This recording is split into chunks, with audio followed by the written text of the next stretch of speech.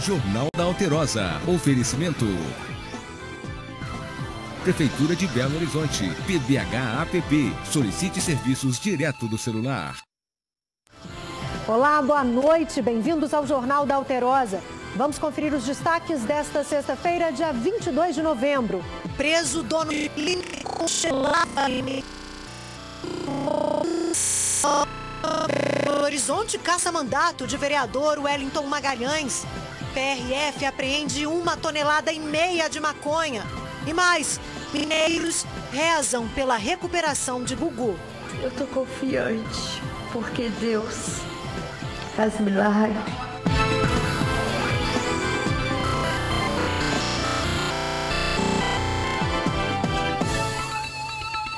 A Polícia Civil fez hoje uma operação contra maus-tratos a animais na região metropolitana. O alvo foi uma clínica veterinária em Nova Lima, onde, segundo a polícia, os donos chegavam até a congelar animais mortos para continuar cobrando internação. Um dos proprietários foi preso. A operação da Polícia Civil foi batizada de Arca de Noé. Foram apreendidos documentos, computadores e celulares da clínica. Segundo as investigações, os donos do local praticavam uma série de irregularidades, como maus tratos, diagnósticos errados, cobranças excessivas por medicamentos e procedimentos desnecessários. Ainda de acordo com a polícia, a clínica congelava animais mortos para cobrar a mais pela internação. Animais morriam e a clínica demorava para poder comunicar ao tutor do animal para fins de obter a diária do animal, o tratamento que vinha sendo realizado, que na verdade não existia. Por isso que ele também está sendo investigado por estelionato. Segundo o Ministério Público de Minas Gerais, também há indícios de que os veterinários colhiam sangue dos animais sem autorização dos donos, para depois vendê-lo em bolsas para transfusão. Encontramos também alguns animais congelados no frigorífico, os quais serão encaminhados ao Instituto Médico Legal para fins de custódia, até que a perícia criminal possa fazer o exame de necropsia nesses animais. A Justiça determinou a suspensão imediata das atividades da clínica e do registro dos 2 proprietários do Conselho Regional de Medicina Veterinária. Um deles foi preso e entrevista. Esse administrador de empresas conta que levava o animal de estimação na clínica há muitos anos e que ficou surpreso com a operação. Seu cachorro chegou a ficar internado? Como é que foi? Ficou internado aqui porque ele comido alguma coisa, estava vomitando, defecando muito. Agora vai ter que fazer todos os exames de novo para a gente ver o que aconteceu, se realmente ele foi medicado. Os responsáveis pela clínica poderão responder por vários crimes, como estelionato, associação criminosa, maus tratos e crimes ambientais. Eles também serão investigados por lavagem de dinheiro e sonegação fiscal. E um acidente agora há pouco, no fim da tarde, início da noite, deixou o motorista e passageiros feridos em Contagem, na Grande BH. O ônibus da linha 1100 bateu em uma árvore na Avenida Marechal Castelo Branco, esquina Amados, no bairro JK. Cerca de 10 pessoas estavam no coletivo e pelo menos 7 sofreram ferimentos leves. O SAMU e 2 viaturas do resgate dos bombeiros chegaram agora há pouco ao local. 2 pessoas se feriram com maior gravidade. Um homem de 50 anos que sofreu traumatismo craniano e o motorista do ônibus que foi levado para o Hospital Municipal de Contagem reclamando de dores no tórax. O trânsito está congestionado na região em função do acidente e do socorro às vítimas. E uma idosa de 65 anos caiu de uma ponte em Montes Claros, no norte de Minas. A mulher passava sobre o córrego Bicano, no bairro Itatiaia, quando escorregou e caiu de uma altura de 7 metros. Ela foi encontrada consciente, sofreu um ferimento no braço, escoriações e a suspeita é de que tenha fraturado a perna direita. Equipes do SAMU e do Corpo de Bombeiros prestaram os primeiros atendimentos ainda no leito do rio. Já a Polícia Rodoviária Federal apreendeu 1.600 tabletes de maconha em uma carreta na BR-262, em Joatuba, na região central do estado. Durante a abordagem, o motorista não soube informar qual seria o local de descarga da mercadoria que saiu de Guaíra, no Paraná. O fato motivou uma busca mais apurada na carga de óleo de soja que era transportada. E, para surpresa dos policiais, em um fundo falso, encontraram a droga. Ainda durante a fiscalização, os agentes perceberam a presença de um carro suspeito com placa de Juiz de Fora. Ao abordarem, foi constatado que o veículo dava cobertura ao transporte da droga. O motorista foi preso junto com o condutor da carreta. A polícia estima que a droga apreendida esteja em torno de 1,5 toneladas e avaliada em mais de R$1 milhão. Os 2 suspeitos e o material foram trazidos para a Polícia Federal aqui em Belo Horizonte. E a Receita Federal e a Polícia Militar deflagraram em São Sebastião do Paraíso, no sudoeste do estado, uma operação de combate ao comércio ilegal de produtos importados. A operação foi batizada de Mandarim. A apreensão em mercadorias irregulares foi estimada em mais de R$500 mil. Os fiscais recolheram equipamentos eletrônicos, celulares, roupas, acessórios e brinquedos de 10 lojas em São Sebastião do Paraíso. A operação foi chamada de Mandarim porque a maioria dos produtos seria da China. Os agentes da Receita tiveram o apoio da Polícia Militar. Ao todo, foram 8 meses de planejamento. Segundo a Receita Federal, em todos os casos foi comprovada a prática frequente de importação irregular. Os comerciantes podem apresentar notas fiscais para recuperar a mercadoria a partir da semana que vem. Depois, os produtos irregulares serão destinados a instituições ou leiloados. Os bombeiros seguem em busca de vítimas na região da tragédia da Vale, em Brumadinho. Hoje, mais um corpo foi localizado. Quase 10 meses após o acidente, a equipe de buscas encontrou mais um corpo. Mas somente depois da identificação, que vai ser feita pela Polícia Civil, com exames de DNA, é que vai ser possível confirmar se é mais uma vítima do rompimento. Trata-se de um tronco com crânio e arcada dentária que pode ser de uma mulher, que vai ser confirmado pela perícia. De acordo com os bombeiros, embora esteja em estado avançado de decomposição, o corpo encontra-se íntegro. O último balanço das autoridades aponta que 255 pessoas já foram localizadas e identificadas, mas 15 seguem desaparecidas. Um rapaz de 23 anos foi fuzilado no bairro Brasil Industrial, em Belo Horizonte. Segundo testemunhas, o jovem tinha virado evangélico e atualmente não tinha envolvimento no mundo do crime.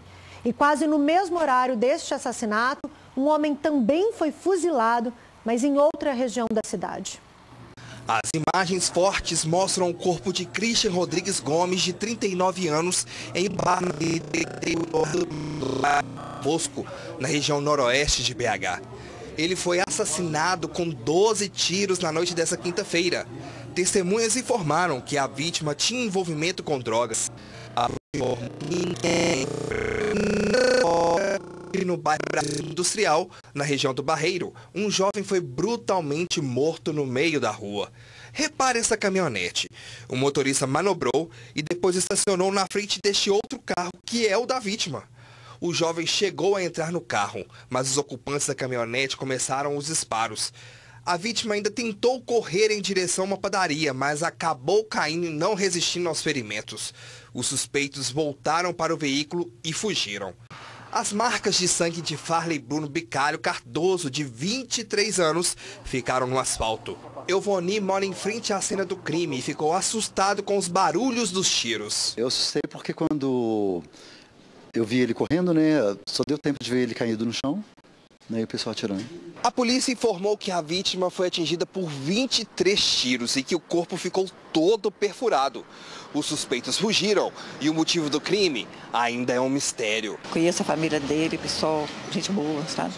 Avô, avó, pessoal de família boa, inclusive são evangélicos. Eu, avô dele pastor. O pastor, tal coisa, né? A gente tem que andar com Deus, né? Porque se não andar com Deus, a coisa fica feia. TRE faz plantão neste sábado para prestação de serviços ao eleitor. Eleitores das cidades que passam pela revisão biométrica obrigatória, como Ibirité, Ribeirão das Neves, Sabará e Santa Luzia, na região metropolitana, podem utilizar o plantão para fazer a biometria antes do fim do prazo. Já os eleitores de municípios em que a biometria ainda não é obrigatória, como Belo Horizonte e Araxá, a oportunidade é para antecipar o recadastramento. Na capital estarão funcionando amanhã as centrais de atendimento ao eleitor dos bairros Lourdes, Barreiro de Baixo e Venda Nova. O horário é de 8 da manhã às 5 da tarde. Os eleitores devem apresentar documento oficial de identidade que comprove a nacionalidade brasileira e também o comprovante de endereço. O vereador Wellington Magalhães teve hoje o mandato cassado pela Câmara de Belo Horizonte. O vereador do Democracia Cristã deixa o Legislativo Municipal por quebra de decoro parlamentar. Em uma rápida votação e com 32 votos, os vereadores acataram 5 das 6 infrações nas quais Wellington Magalhães foi acusado. As denúncias foram apreciadas pelo plenário de forma fatiada um dia depois de o Ministério Público instaurar inquérito para apurar uma suposta compra de votos para livrar o parlamentar da punição. Com a decisão do plenário, agora o ex-vereador perde também os direitos políticos. Wellington Magalhães assistiu à reunião com o filho em uma das cadeiras do plenário. Desde 2017, o museu que fica na Praça da Catedral, um dos pontos turísticos de Divinópolis, está interditado pela Defesa Civil. Mas 2 projetos podem ajudar a recuperar o casarão, erguido em 1840. Em plena Praça da Catedral, uma das mais importantes de Divinópolis, este casarão se destaca. O imóvel abrigava o Museu Histórico da cidade, mas foi interditado pela Defesa Civil em março de 2017. Uma cerca foi colocada ao redor do museu para evitar a aproximação de pessoas, porque há risco de desabamento. O casarão está cheio de rachaduras e sofre com a ação do tempo. Fotos mostram como o lugar era antigamente. O imóvel já serviu de posto de saúde, escolas e alojamento. Esta historiadora conta que ele quase foi demolido, mas a população impediu. Quando a última escola, em 77, fechou, ele ficou abandonado. Até que em 82, houve uma decisão de demolir o prédio.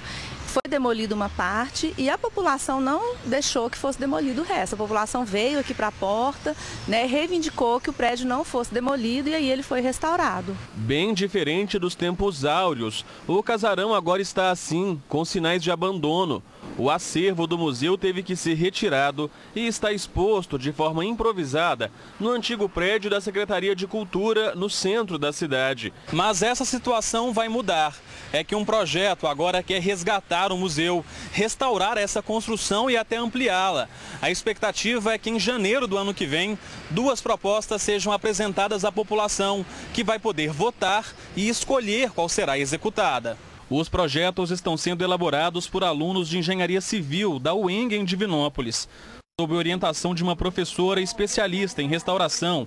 A ideia é recuperar o imóvel sem perder as características originais, mas ao mesmo tempo dar a ele áreas de modernidade. Então é importante marcar as épocas em que esse edifício foi intervencionado e, ao mesmo tempo, utilizando tecnologias atuais para recuperar o edifício histórico. Um dos projetos propostos pelos alunos é este, que ainda está em fase de elaboração. A ideia é restaurar o casarão do museu e construir um anexo, com café cultural e outros serviços. De acordo com a prefeitura, depois que a população escolher o projeto feito pelos alunos, o município vai tentar conseguir os recursos para a obra. A ideia é começar o trabalho já no ano que vem. A intenção é que a gente consiga fazer todo pela Lei Rouanet, Hoje nos possibilita até 13 milhões, A Lei Rouanet para fazer esse restauro desse tipo de equipamento. Você vai ver depois do intervalo, tempestades devem marcar o fim de semana em Belo Horizonte e no interior do estado.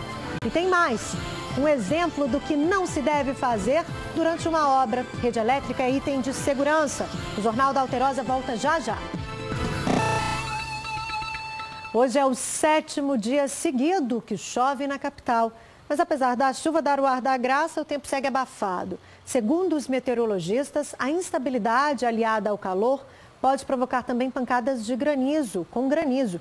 A Defesa Civil de BH emitiu alerta de tempestade para o fim de semana, o que também deve acontecer em boa parte de Minas. Confira a previsão no mapa.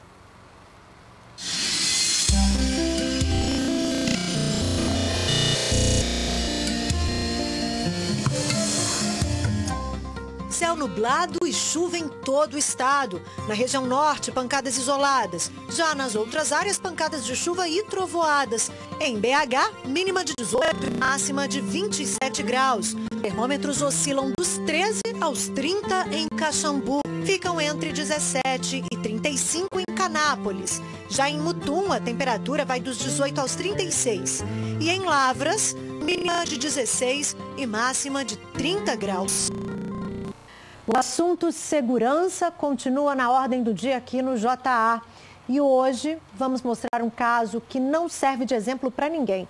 Você já viu uma obra abraçar um poste? Wagner de Oliveira mostra pra gente.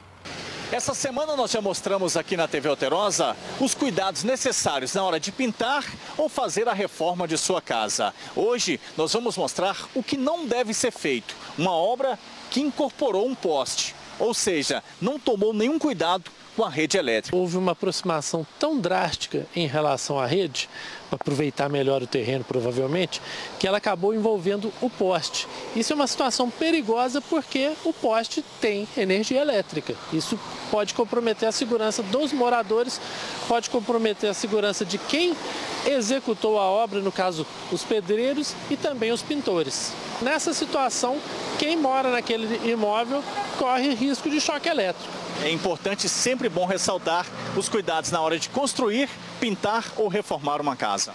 Isso mesmo, sempre ter um bom planejamento, nunca avançar menos do que 1,5 metro em direção à rede elétrica, manter essa distância de segurança para garantir a segurança dos pintores, a segurança dos pedreiros e principalmente a segurança dos moradores.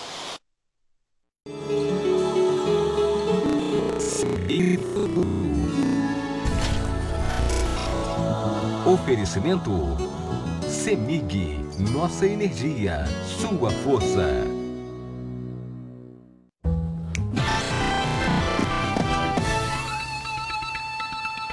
O Jornal da Alterosa também é feito por você. E para participar é muito simples. Basta enviar seu vídeo com uma denúncia ou sugestão de reportagem para o WhatsApp da TV Alterosa. O número está aí na sua tela. Anote, 988-14-1360. O DDD é o 31. Fácil, né? Nós esperamos seu contato. Participe. O apresentador de televisão, Augusto Liberato, o Gugu, está internado desde ontem no hospital da cidade de Orlando, onde mora, no estado americano da Flórida, nos Estados Unidos. Gugu, segundo os assessores, sofreu uma queda ontem em casa. Ele caiu de uma altura de 4 metros e bateu a cabeça em uma quina. Aqui em Minas Gerais, os fãs do apresentador estão mobilizados e torcem pela pronta recuperação de Gugu. Antônio Augusto de Moraes Liberato. Você conhece? Isso. E você? Conheço também, é o Gugu. O Brasil inteiro conhece. Todo mundo conhece o Gugu. Ele é maravilhoso. Simone, que mora em São João del Rei, conta que acompanha a carreira do apresentador há quase 40 anos e diz que lidera um fã-clube de Gugu em Minas Gerais. Muito emocionada, conta que já esteve na casa dele e guarda até hoje o presente que recebeu do apresentador. Essa bonequinha foi o Gugu que me deu quando eu fui na casa dele. Ele tirou do quarto de uma das gêmeas dele. E esse aqui é o meu Guguzinho. Eu tô arrasada com tudo, meu coração tá espedaçado. Na internet, nas ruas, nas rodas de amigos, Antônio Augusto, carinhosamente conhecido como Gugu Liberato, se tornou o assunto mais comentado. Muito querido pelos mineiros, Gugu esteve em Belo Horizonte há 19 anos. Ele veio à capital visitar um garoto que precisava realizar um transplante dos rins. A cirurgia foi um sucesso. Dos 60 anos de vida, Gugu passou mais de 40 anos dentro dos estúdios de televisão. O apresentador, que é jornalista e cativou o Brasil, até começou a cursar odontologia, mas abandonou a faculdade para se dedicar à verdadeira paixão. Além do Domingo Legal, Gugu também apresentou outros programas no SBT, como Viva a Noite, Cidade contra Cidade, TV Animal e Sabadão Sertanejo. O Táxi do Gugu foi um dos quadros de sucesso da televisão brasileira. O apresentador se disfarçava de motorista para fazer pegadinhas com os passageiros. Foram mais de 20 anos nas telas do SBT. A vida é feita de momentos. No momento nós estamos aqui com saúde, nós estamos com disposição, mas daqui a pouco tudo pode mudar. É isso aí. O Gugu segue em observação no hospital em Orlando, na Flórida, nos Estados Unidos. Um boletim médico sobre o estado de saúde dele ainda está sendo aguardado e deve ser divulgado ainda hoje, sexta-feira. Mas em nota, a assessoria de imprensa do apresentador informou que o relatório médico vai ser entregue primeiro à família do apresentador. Bom, o Jornal da Alterosa termina aqui, mas eu quero te dar um recadinho. Para ficar bem informado, acompanhar o nosso conteúdo, o que nós exibimos e o que é matéria em Minas, você pode entrar no YouTube e acessar o nosso canal. Lá você fica por dentro de tudo, assiste o que já exibimos. É uma super ferramenta para você. Uma boa noite de sexta-feira, um ótimo fim de semana. Com juízo, viu, gente? Eu estou de volta na segunda. Tchau!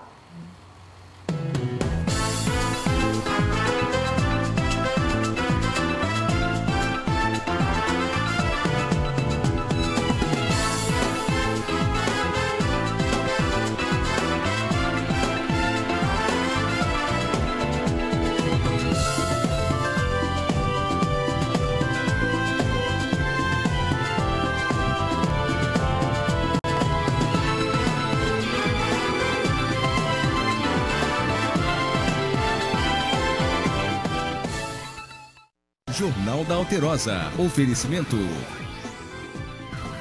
Prefeitura de Belo Horizonte. PDH-APP. Solicite serviços direto do celular.